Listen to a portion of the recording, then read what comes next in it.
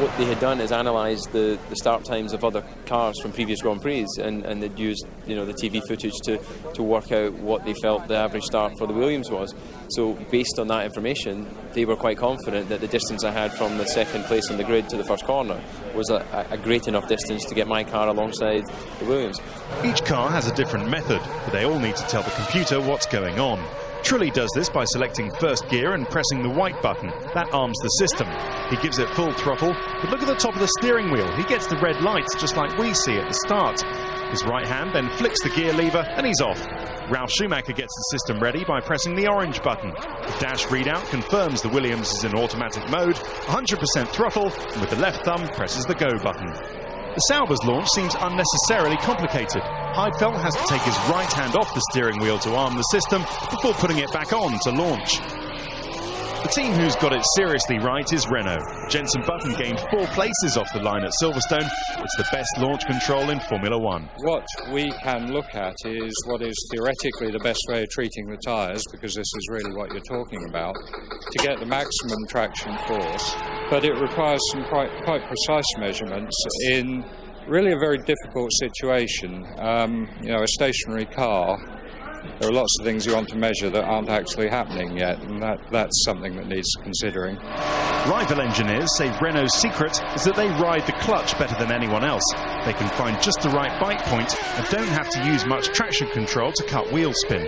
They have a short first gear and a very torquey engine. It gives lots of gradual grunt, which gives better acceleration. This wizardry has taken a lot of skill away from the drivers. Not all are happy about it. The last year and a half before the launch control, we had worked on the clutch and on everything on the car, and we were generally getting for position a start. So I was very unhappy when it happened, but it's just the same for everybody. Launch control makes a big difference for the race strategy. So sometimes we have to take in account on what we can do just after the start. The quicker you can react to the light and get your finger off the button, then obviously that has a real-time advantage if you can have quick reactions.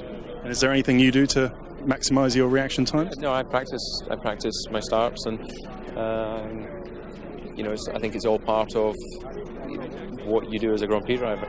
David actually hones his reactions on a mock-up of his steering wheel. It's attached to a simulator that analyses how quickly he presses the buttons. Launch control is a technological marvel, but many think it a shame that the drivers don't need to be as clever as their systems.